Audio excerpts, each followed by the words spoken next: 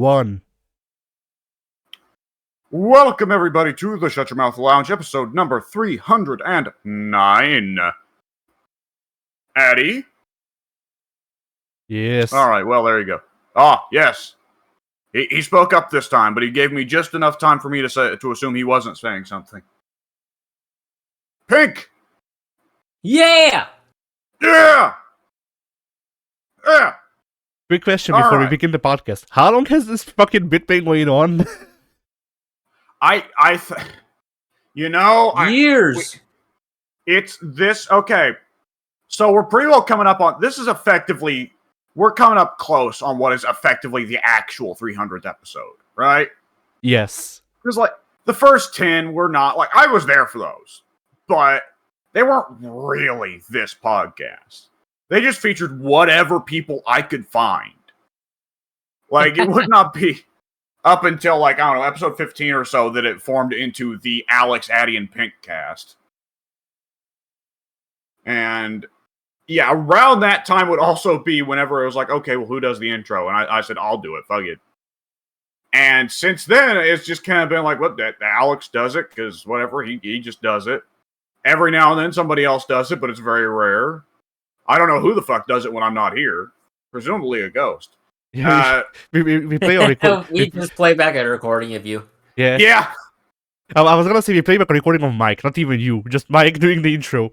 He did that once for us, and we just use AI to edit it every week. You gotta use the sound mixing for the number. Oh yeah, sentence mixing. Yeah, I sentence mix Mike into saying different numbers. Welcome, everybody, to episode number 278.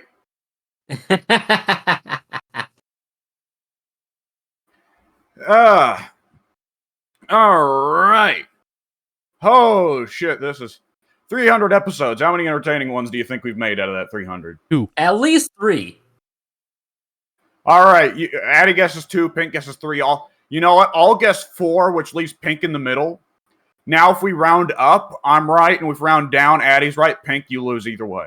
Oh no! Them's the ropes. All right. Anyways. So, Addy. Yes. Wait, I usually start with Pink here. Fuck it, it's Christmas. Who gives a shit? Addy. I have nothing currently planned, and well, actually, no, that is incorrect. I have multiple things planned. I have not had the time to work on anything. I will make a video just to discuss what's coming up in the future of the channel, because that feels apt. And that's probably about it. I mean, I have so funny production story, I guess. Well, funny to me anyway. Production story. The Star Wars review that I've been working on for the past 3 months. Yeah, so that's been cancelled and then brought back to life and then cancelled again. So I just like several Star Wars video games. You think the video was on KOTOR? The amount of times it's been dead and brought back to life. But the KOTOR remake, I guess. Whatever. It's dead again. Yep. Wait, alive. Oh, dead. But yeah, so I am once again switching topics to something else. Hopefully something that I A, won't get stuck in, and B, won't take as much time, so I can actually fucking record it. But that's gonna take some time because exams are coming up, and in fact exams are right now. I am currently skipping exams. So well, one is a little bit more of a priority. Yeah.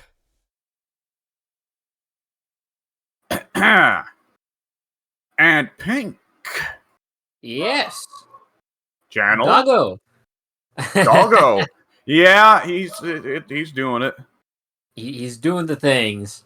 I love it. So on my channel, same as I said last week, since we're still technically recording it during that week, but still, they're not supposed to know that. I'm breaking the fourth wall here, so pardon that. Still gonna have a steady supply of Stronghold coming out. Still have the Mario set to come out. Still have NXT set to come out. And Phasmophobia. that will be coming out as well, and that will continue through the next couple of weeks. So don't expect any major changes there. All right. And similarly on my channel, expect Phasmophobia and Endless Legend for a good while. Endless Legend is going up through the middle of January or late January, I don't remember which. Phasmophobia is currently going up through the middle of March, and I still have more to upload. Oh boy! Like, In case you're wondering, Pink, why it's been complete. Go ahead. Oh, go ahead, Eddie. Go ahead. But yeah, so y'all remember when we had that I don't know what to call it, argument, I guess, about the scheduling on this channel? Yeah, that's why. Mainly, like, Whew. we record one video and like I try to, you know, depending on the session and depending on the game, I can either cut it into 15-minute chunks or I can do it in a highlight reel fashion. Either way, it's probably gonna be like 4 videos. That shit's not coming out in a week. That's coming out in a month. Like, yep. If I record anything from my channel in the coming weeks that is not Phasmophobia or Endless Legend, I'm just going to be uploading it later in the day on like a Phasmophobia day or an Endless Legend day. I'm not putting that in the stockpile. It's just getting thrown up. I thought you were gonna say that you're gonna post it. So I was like, you know, I'm sorry. Yeah. Yeah. I'm gonna be real here. I have been thinking like, okay, the majority of views on my channel are for Total Warhammer videos. The majority of my subscriptions are for Total Warhammer videos. And whoever that is, God bless them, that's sitting through there and watching their subscriptions fill up with Phasmophobia. I feel like I am obligated to make a Total War Warhammer video just for those guys. Yeah. And like I did a multiplot this week because I forget exactly the reason. I think I did that on my break day because I gave myself a break day and then I got fucking sick, so instead I got 2. But but yeah, I think I edited it on my break day, and I added the new Multiplot. I uploaded the new Multiplot to the Multiplot playlist, and I scheduled it. And the Multiplot is coming out until like the end of fucking March. When did we record Multiplot? Oh my god, a long time ago, and I don't remember playing it that fucking much. Jesus. Like, I want to say there's gonna be videos coming out this month. There's gonna be videos coming out like next week. There's gonna be videos coming out the week after. That's very cool in like February, maybe June. And that's how fucked it has been with the schedule. And it's not even because I try to like push things very hard, or you know, I try to push them back very hard. It's just that's how shit ended up being. And then we tried to do the upload videos daily thing, and that worked out fine. We ran out of videos to upload daily, which the engagement and all that, I guess, I don't know. The algorithm, yes, but yeah, It will enslave us all. Yeah, like it did give the channel this funny progression though, where we went from uploading videos daily for like 3 months to alright, you get 1 video this week. See you next week.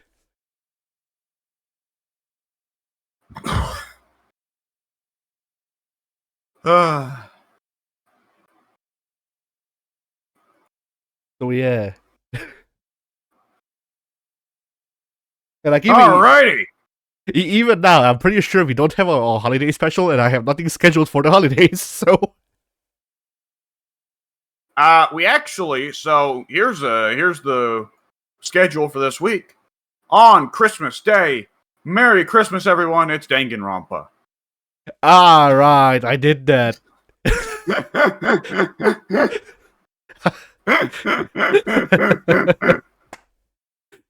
I hope it's the one. I hope it's the one where Monokuma says that we live in a society. On Tuesday, 2K23. Is that the one where you, me, and Mike were doing weird shit? Yes. Oh man, and like Johnny Gargano enters Brock Lesnar's asshole. No, because by that point you stopped recording. Oh, piss. I was disappointed. But the video ends, the footage that I received ended you going, alright, I need to turn off the headphones, and then it goes off. Yep, because that was back when the headphones were an issue, the earbuds. So yeah, And yeah. the timing line just so up that I got the headphone. I now have headphones that have an actual charge, and now we've switched to internet type where I can't stream games anymore. So yay! Yeah. But yeah, so the entire video is just us killing the referee. Yes, I will watch You this deserved it. when it. I can't explain what the magical appeal to killing the referee is to me. It's just so directly a violation of everything logical about wrestling. And there ain't a lot logical about wrestling. On December 27th, Dead by Daylight. It returns. Oh. It's like a ghost. You can't get rid of it. On December 29th, JoJo's Bizarre Adventure Heritage for the Future Part 1. I'm excited for that one. See, I'm pretty sure we recorded that in February. Oh, we super did. We haven't touched Fightcade at all in like 4 or 5 months. We haven't recorded shit since Sonic, the Murder of Sonic the Hedgehog, which was me pestering y'all to sit down and do it for like an hour. And then before that, I don't think we recorded anything for like the past 4 or 5 months. Yeah, it's been we've been busy and stuff lines up and get busy living or get busy dying. I don't like dying. Yeah, I agree. I'm getting busy living. However, the method for me to get busy living is vehicular. And the paranoid part of my brain, the lizard brain, tells me that's how you get busy dying is a vehicle. Life is an oxymoron. What if you went to heaven? What God said, get busy dying or get busy dying. Well, if you're in heaven, If you're in heaven, you successfully were in the busyness of dying. yeah.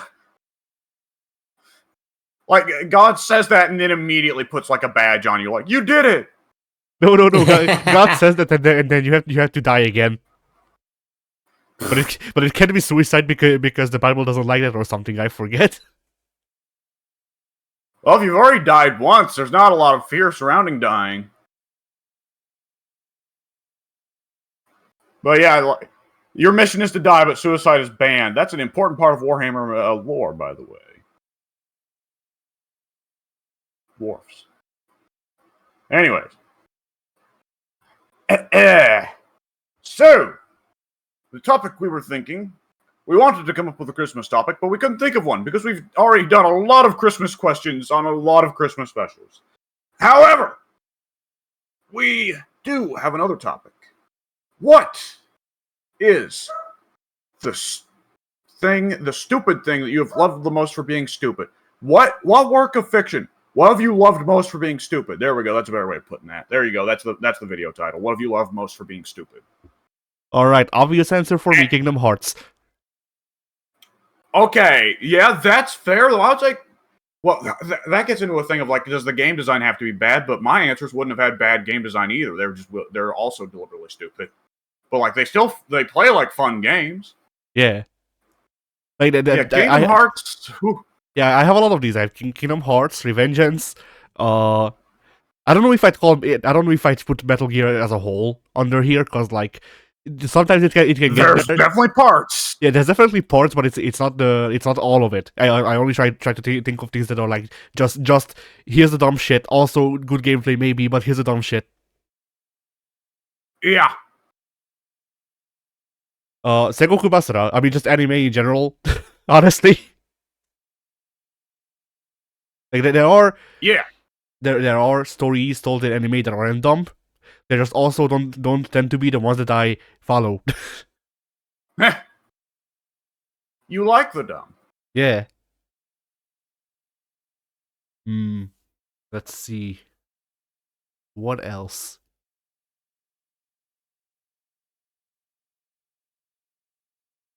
I don't know. I feel like anime kind of sums it up because, like, Kingdom Hearts is anime. Guilty Gear is anime.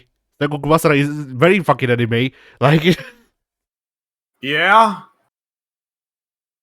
there aren't that many like stupid Western stuff, I guess, that I like, but it's not really because, what should I call it? Like I Western. Yeah, go ahead. hang on. I know that you like some stupid Western movies. I mean, do comedies count? Because I do like Men in Tights.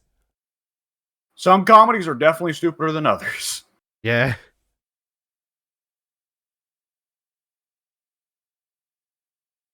Because yeah, like I guess I like Men in Tights, and I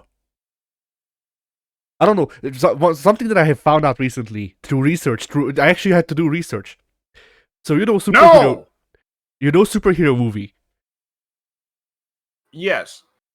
The Hungarian dub made it funnier.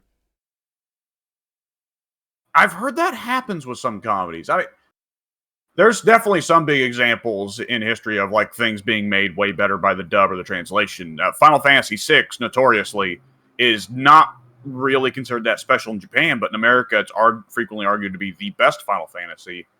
In part because the translator changed large stretches of the story and made the characters a lot more interesting. Ah, Kefka, in particular, apparently in Japan, Kefka is like pretty disliked and considered one of the worst Final Fantasy villains because he's just straight up a comedy character. There's not that Joker edge of like, oh, but he's underneath all the ha-has. Like, no, he's legitimately a horrible sadist, right? yeah. So when Kefka overthrows God in the Japanese version of Final Fantasy VI, it just feels like a lazy twist instead of like, oh shit, this is the worst possible thing that could have happened, but you kind of expected it in the Western version, right? Yeah. But yeah, like superhero movie, I watched it because I recommended it to a friend because he's only seen like experimental movies. I don't know how that happens. So I went like, all right, you'll watch Schlop and you like it. Bitch. Yeah. I mean, look, I watched fucking Pink Flamingos for him. So Yeah. but yeah, so I recommended it to him, and I was like, all right, I'll search for a version that you can watch that is good. I remember the movie being a certain way, and there's a mirror of it on YouTube, and there's a mirror of it on Netflix. The Netflix version is, for one, not dubbed, which I looked forward to because I was like, hey, I can actually see what the movie was supposed to be originally.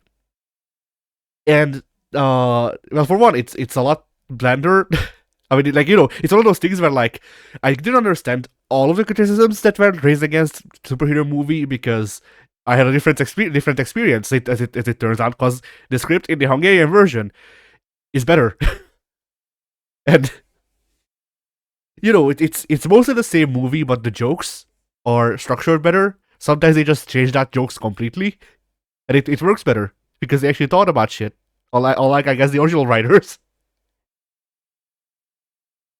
Yeah, that's the thing with like translations and adaptations is that there's always the temptation of like, this kind of sucks. If I translate it or adapt it with my own interpretations on it, I could make it way better. And in case it's a superhero movie, like, yeah, that's absolutely the truth. But that is like, that's a temptation that runs through the head of a lot of movie adaptations of like comic books or video games or books. They're like, I can make this better, and then they make it worse, right? Yeah. Dragon Ball Evolution. But then there's superhero movie where like, no, actually, you can make this better. Yeah. Like, it doesn't turn into high art, but the movie is actually comedic. The movie is actually funny at points. Unlike, it goes from being like a 1 to being like maybe a 3.5. So, it's Yeah. it doesn't save it from the grave, but it's still a major improvement. Also, there were two scenes where that are cut from the Netflix version, because there's a scene where the main character is walking past, like the main character just broke up with their girlfriend, so he's walking past people making out, and that transitions as he walks down the street. It transitions into people having sex on the street, and then there's supposed to be wacky inflatable arms flailing tube men giving each other blowjobs. They cut that from the Netflix version. They don't cut the actual people having sex, but they do cut the wavy arm flailing tube man. Yes, and then near the end, too far. and then near the ending, the basically what are the goblins pumpkin bombs? They are sticky in the movie. I don't remember. I was gonna say I don't remember why. I don't think they ever gave a reason. They just are. So they're sticky. So the goblin equivalent, I guess, throws it at the Spider-Man equivalent. It lands near his cock. So he looks at the love interest, and he goes, pull it off. So she pulls out hand sanitizer or whatever, like hand cream. They also cut that scene. Yeah. Which, like, the scene isn't, like, important. It's not funny. But, you know, I remember it, so it bothers me that it's not there. There's some odd scenes to censor, too. Yes. Especially when they left in the entire sequence where the entire joke is that they're trying to confess their love to each other, but the grandma keeps farting in the background. Yeah, I mean, I enjoy the absurdity that random objects are now having sex in front of Drake Bell just to mock him. But, like, you know, the rest of that isn't, like, necessarily high art, but it's also not, like, the most offensive thing ever. Yeah, like, the movie is quite decidedly mid at best. And one, like, you know, nothing really sticks out to me as, like, very bad. Nothing sticks out to me as very good. It is just bad to mediocre at best. and Ooh. And the fact that they remove you know, the fact that they removed parts of it just hit me weird. Although, like, you know, I say all this, my family still quotes the movie at each other to this day because The of Hungarian version. yes, the Hungarian version.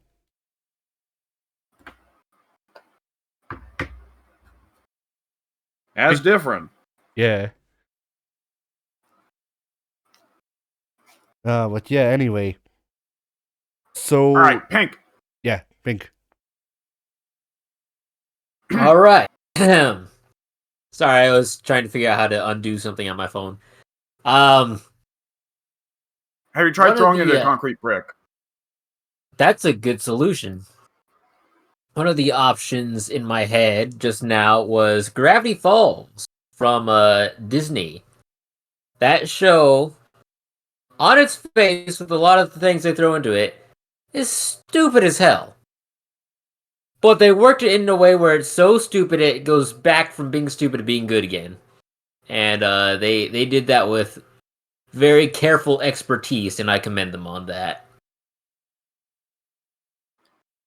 Doesn't that show also have J.K. Simmons? I don't know. I don't remember. It's been a while. Yes, It does. Yes, I just remember that. Yes. So that gets 5 stars off the bat as well. Yep. For me, J.K. Simmons, like, I don't want to say it because, like, I love my parent and I love my dad, but my dad has a bad tendency to see the front of a bad movie and see, let's go Samuel L. Jackson, it can't be bad. And no, it turns out to be terrible. But I gotta admit, J.K. Simmons is probably in my group of, like, it's got J.K. Simmons, it can't be bad. Even if the rest of the movie sucks, it's J.K. Simmons. Right?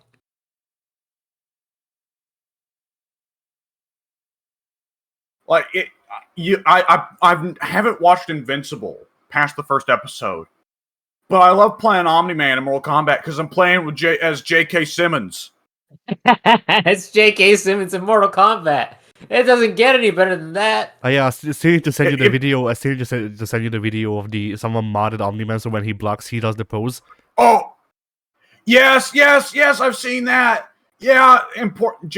Omni-Man's playstyle is built around a stance he has, the Viltrumite stance, from which he has a variety of incredibly strong teleportation moves. And ordinarily in the base game, the Viltrumite stance is him like floating up in the air and crossing his arms like he's almost looks like he's scolding you. Yeah. But almost immediately after Omni-Man released, someone put in a mod where instead Viltrumite stance has him start throwing it back. Which means that Omni-Man, and that's the core to like not only much of Omni-Man's neutral game plan, it's also the core to his combo game plan. And he's canceling into it constantly. So imagine that he's whooping your ass, juggling you through the air, and between every couple of moves, he's just suddenly throwing it back and then doing a move again. Oh, amazing. And what makes it perfect is that NetherRealm specifically went out of their way to model him having a huge ass. Amazing. Wait, so that's not the mod didn't do that? No, his ass is just that big in the game. Nice. Like, Omni-Man is packing more in the back than any of the chicks. Like, Omni-Man, like, caked up, right? Yeah. Omni-Man is Right. extremely caked up. I like to imagine And that ordinarily the cape covers it, but some moves the cape goes up and you get a full eye full of it. I like to imagine you look up the mod author for the person who made that mod, then when he's throwing it back and it just says Ed Boon. Yeah. Give him the rear view. Don't stop at just the Viltrumite stance. Give him the rear view. Go all the way. Okay, Katana actually does have a move where she does the rear view. Awesome. I haven't progressed enough with her to see in this game, but Mortal Kombat X in particular, Katana had a brutality where if she hit you with the rear view and it was the last move, she would rear view your head off.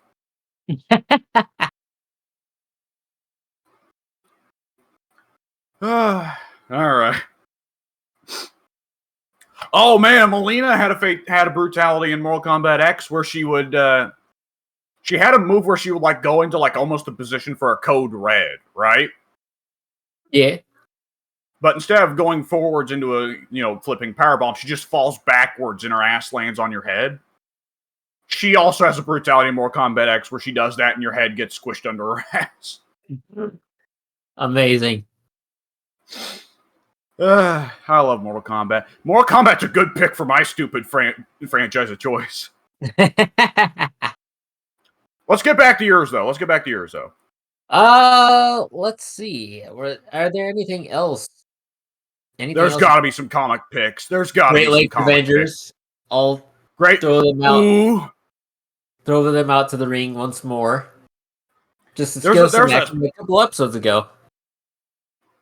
There's some Great Lakes Avengers, and there's a lot of like similar super teams of delightful stupidity. You several time periods for Doom Patrol. Yeah.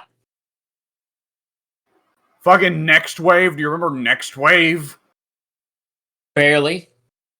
Yeah. Okay. Here's a choice. I'm curious, Addy, if you know this one. Have you ever heard of Marville? Marville. And I know Pink over there has either purged this from his memory or he just like got the biggest cringe face possible. I think I've I heard don't of it, recall but I this, don't know what But it I'm is. scared. So hang on, let me pull it up. I gotta pull this up because it's the most astounding thing that only got published because the writer was the current head editor at Marvel. Okay, Marville was a comic book series that Marvel actually published from 2002 to 2003, written by Bill Jemas, or Jemas, Jemas. Hey, Maz. Yeah. So Bill Jemas made a bet with I think Peter David and some other guy over, okay, we're all going to make the comic book we want to make. And since I'm Bill Hamus, I'm the editor, I can do what I want. And so I'll make sure that all three get published. And which of the three is the most successful wins. And Peter David, in case anyone doesn't know who Peter David is known for taking a lot of oddball little characters and giving them a lot of love and giving them beloved character runs. He did it for Hulk, he did it for She-Hulk, he did it for a couple others. Do you remember, Pink? I might be confusing with somebody else. Is Peter David the one who did Spider-Girl and the MC2 as well? Let's see. Well,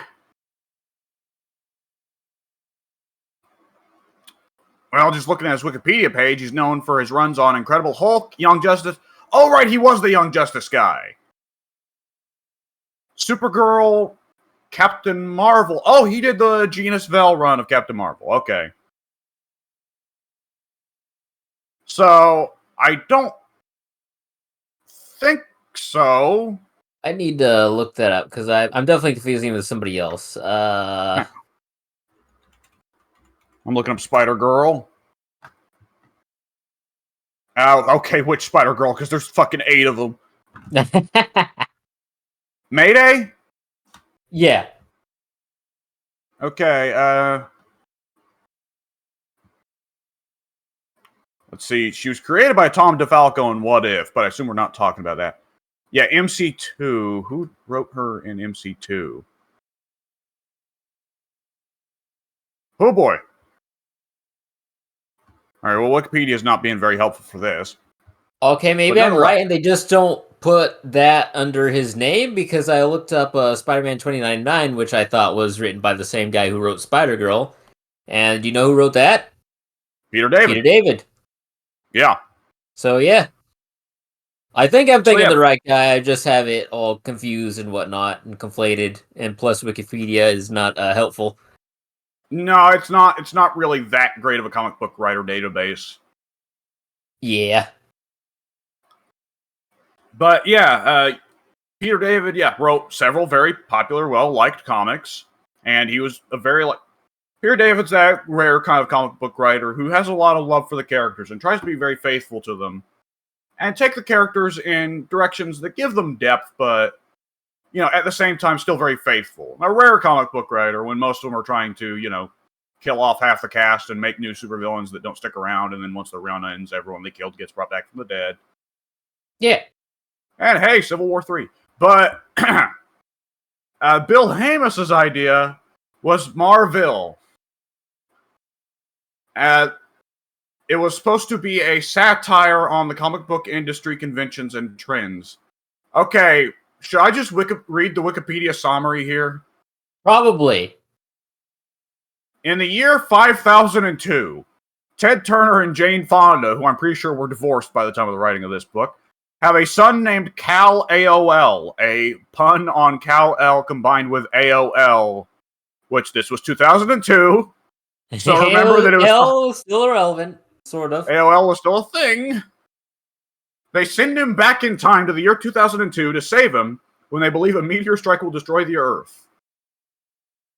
Kal, who is apparently from this point named Al, attempts to become a superhero despite his lack of superpowers and becomes friends with a cab driver named Mickey and a police officer named Lucy. Although Al becomes rich and famous for capturing criminals, he is upset that crime is still rampant.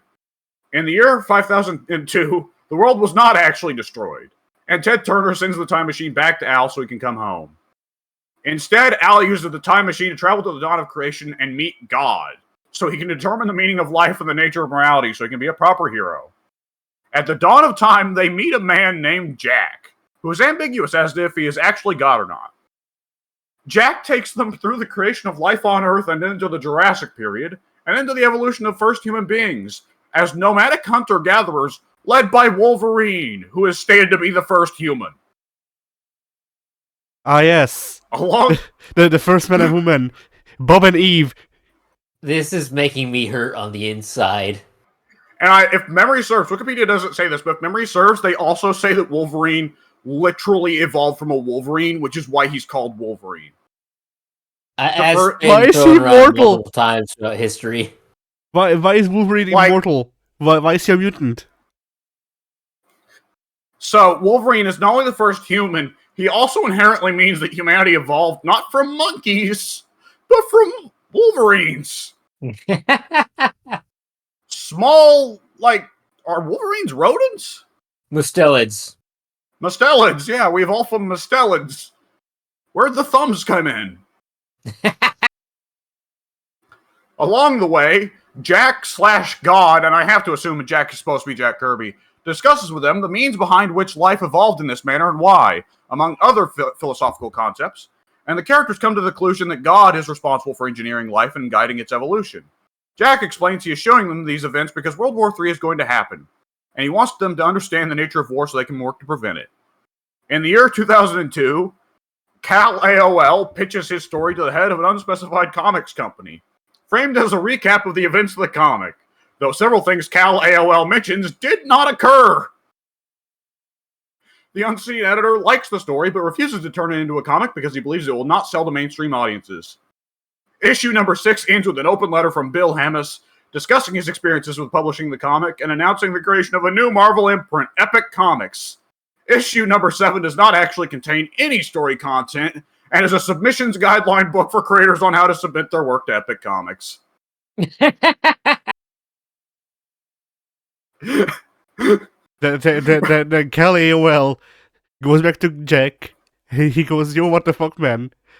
And Jack just goes, lol. Lamau even. And this disappears. Marvel was created as part of Marvel's You Decide promotional campaign, in which fans would decide which of 3 books would survive. The event involved one existing book, Peter David's Captain Marvel, and 2 new books, Marvel and Ron Zimmerman's Ultimate Adventures, and was based around a bet between Peter David and Bill Hammis, of which Marvel editor-in-chief Joe Quesada later became a part. Bill Hammis changed the stakes of the bet a few issues into Marvel, stating that the loser would take a pie in the face for charity.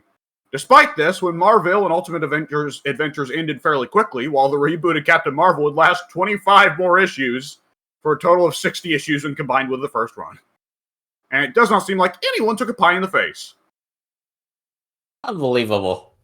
For its confusing plot, wanton sexuality, when that come in, and thinly veiled promotional nature, Marvel was universally panned by critics and was regularly referred to as one of the worst comics of all time.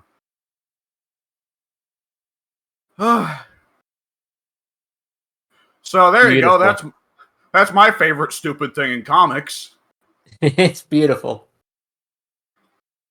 It's just amazing in comics how the worst members of the comic industry consistently fail upwards into editorial positions, isn't it? Yep. That shit would have never been Greenlight if he wasn't co-editor with Quesada. And a fucking Course Quesadilla did Greenlight it as well, so, you know, because he's the fucking hack. Yeah. Oh, that's good.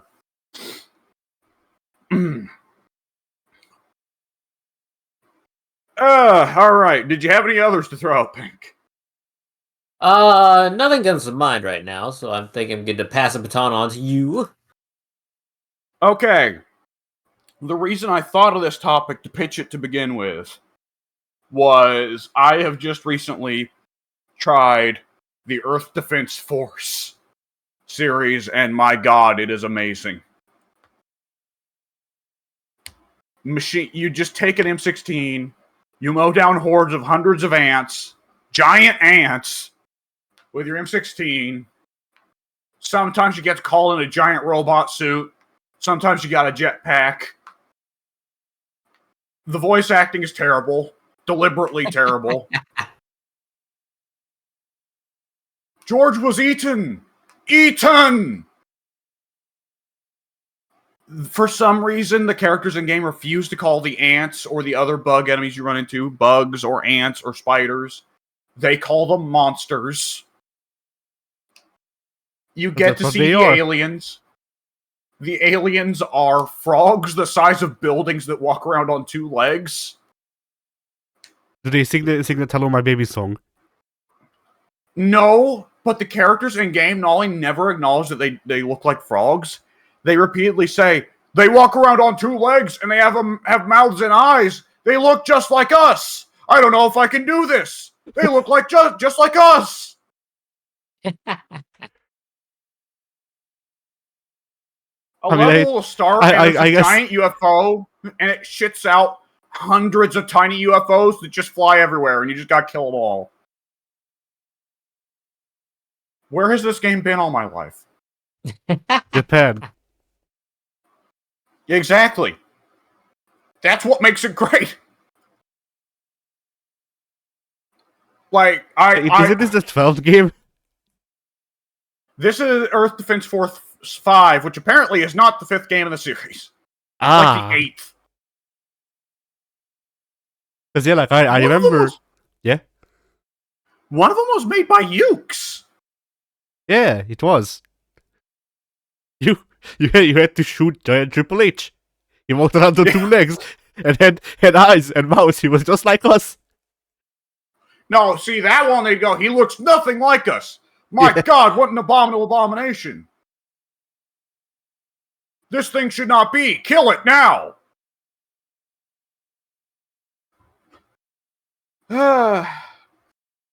So, yeah, that's pretty great. And let's see, Addie took my answer at Kingdom Hearts. So, other than that, oh, I got a movie pick. Jingle All the Way. That movie is fucking stupid. Yeah. And it is great. There are stretches of that movie that are just Arnold doing his maximum Arnie. Just,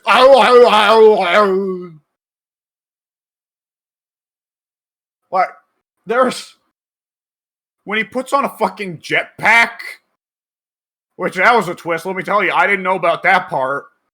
I thought, okay, it's an entire movie of Arnie going Christmas shopping and arguing with Phil Hartman on the phone, put the cookie down. I was not aware there's an entire section of the movie where Arnie's in a jetpack, and it's bad CG, but Arnie, like, flies into shit like a bad, like, honestly, when you play a video game and you don't know the flying controls, like, on that scene is just that. Arnie is flying into walls and rubbing his face on the walls. And Sinbad is there and he blows someone up. And as Mike likes to point out, a bunch of small children attack and beat up a man in a mascot costume and start slinging homophobic slurs at him. Arnold Schwarzenegger imagines little baby Anakin Skywalker from Phantom Menace turning into an alcoholic, and he's still just little baby Anakin Skywalker from Phantom Menace, but now he's drinking. He wasn't wrong though, was he? No! That guy famously has addiction issues now. I don't know why, but whenever you bring up the scene where the kids beat up the mascot, I imagine the mascot is Cool Cat. I don't know why. It pretty well is, dude. Like, it straight up more or less is just purple instead of orange or whatever. Ah. Arnold Schwarzenegger punches a reindeer in the face. And the thing is, I've seen this movie, but like 50 years ago. Oh,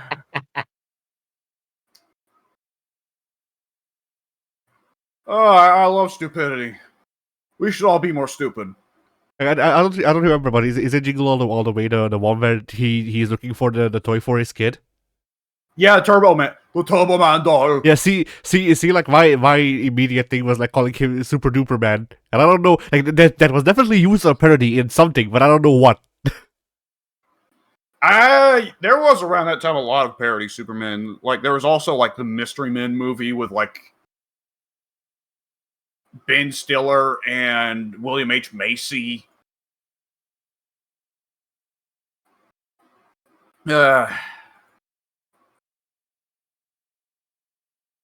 Alrighty then. Well,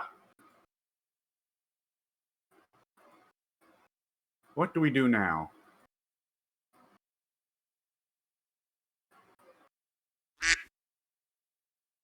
Oh, that was on a slight delay for me. Apparently, Apparently, Super Duper Man is a satirical story from 1953. Writers such as Alan Moore have called this story as an influence, or cited this Of course story. he did! Of course Alan Moore would consider that an influence. Sounds Alan Moore enough. Alan would then go on to say, I then contacted the writer of Super Duper Man in my ritual, the Snake God. And that may sound like I'm mocking him for being British. No, that's actually what Alan Moore sounds like. I've seen enough clips of Alan to know, like, for every bit that Alan considers himself an artiste, that guy is like super in. There's nothing wrong with this. But for a guy who like acts very highbrow in a lot of ways, Alan is like got a super fucking thick working class British accent. I have sent y'all a picture of Super Duper Man. Oh boy. I'm scared.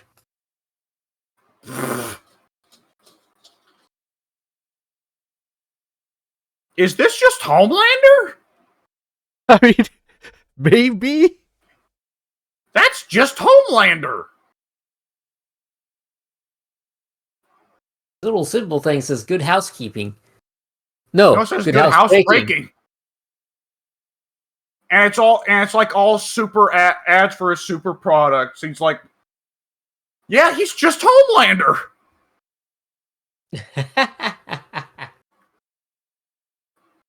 And by the way, I looked into Homelander's character a little bit in the TV show just to, get ready for when they added to Mortal Kombat. Boy, that character's lore is a trip. So when was someone gonna tell me that Homelander was all about human breast milk? I would have assumed you knew already. Mars eats moms. Apparently there's a part of that show where he steals a woman's breast milk from like the refrigerator, like that creepy dude at Blizzard. I'm gonna be honest, if it turns out Homelander's real, that'd be terrifying enough. If he's working for Blizzard, we're all fucked.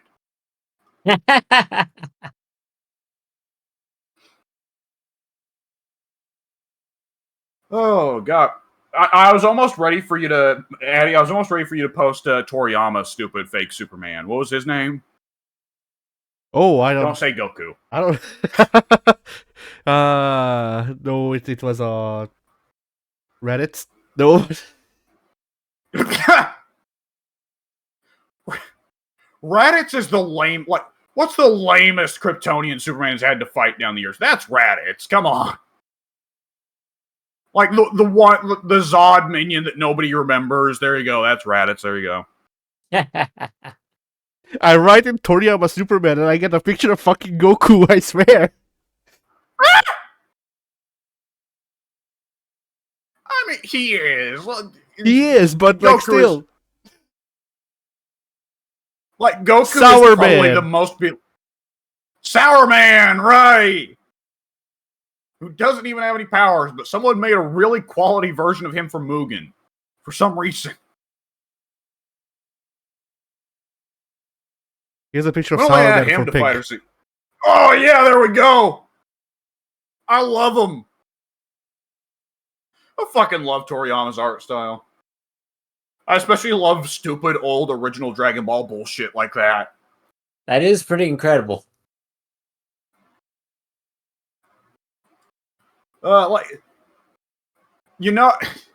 they ever do a Fighter Z2, you know what? Purge the Z cast. It's all the goober characters. The strongest character on the roster is Yajirobe, and we should only go down from there. Yeah. Our villain of choice, Garlic. You get the fucking spinach guy from that one movie. Ugh. Say that again. The spinach guy from that one movie. Spinach guy. Do you mean that time they tried to clone Broly and he like came out looking like a weird plant dude? No, there's a guy. He's just a random like Saiyan, I think. His name is something like Spinach. He was in. Oh, you said. I should have figured as soon as you said the name of a vegetable, it was going to be a Saiyan. Like, I want to say there is exactly one game that they appear in. They were DLC for Raging Blast 2, and that's all I know about them. Oh, yeah. It was either Raging Blast 2 or one of those Budokai spiritual successors that didn't take off. Well, now there's like 30 Saiyans, aren't there? Because they open up the other worlds, and there's an alternate universe where Goku and Broly are chicks, and that's Kefla. Yeah, I guess. And Fighter Z has them combined, even though if they're separate, the one that turns into Broly gets into a big muscle chick, so there is no justice in this world. That's because that's how Super used them. They entered as one character and then they split into two during the match, and they were disqualified. Well, doesn't one of them is that universe's Goku and the other is that universe's Broly, right? No, and the one that turns into Broly. No, both of them are Broly. What? The two of them combined are Broly. Oh, okay, my understanding was that one of them was the legendary Super Saiyan of her world, and she, like Broly, got huge whenever she got pissed. So that is their combined form. That's Kefla, isn't Kefla the combined form? Yes. Or Cauliflower, Kefla's not something that big. like She's that. I pretty don't fucking skinny. know. Kefla's tiny. Hang on, now I gotta look this up. Son of a bitch. Wikipedia saved my ass again.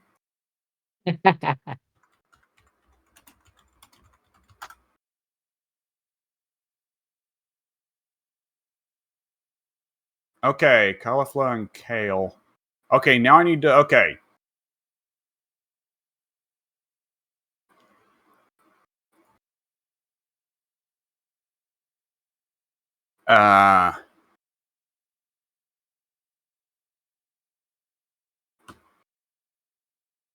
Oh, there's a lot of...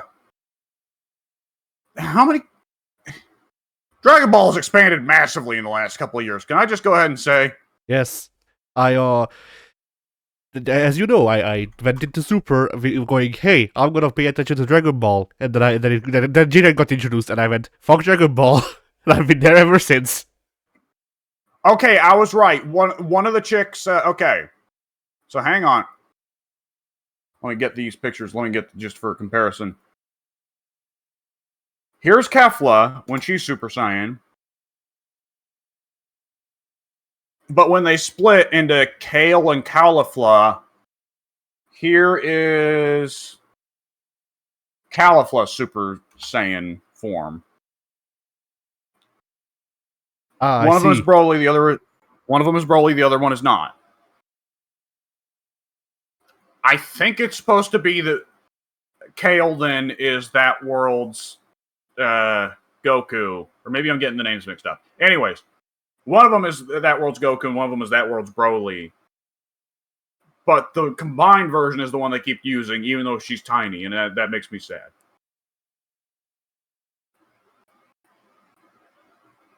I'll get Toriyama for this. Can you kill him again for Jiren, please?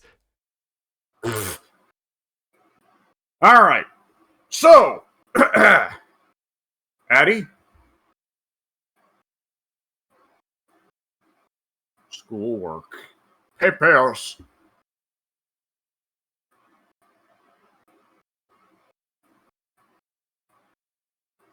You must smack the keys. You're the man now, dog.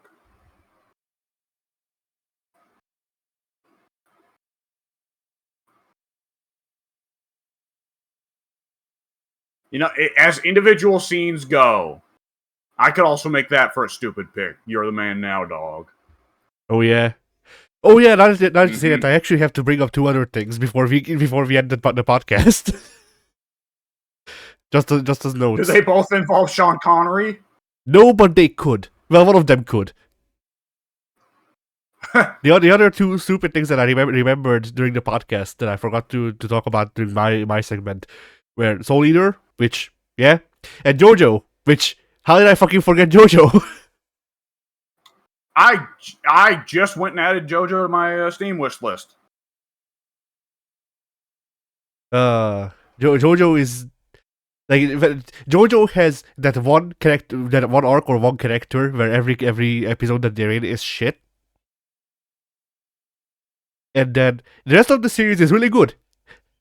Please skip this part. It's bad. Yeah.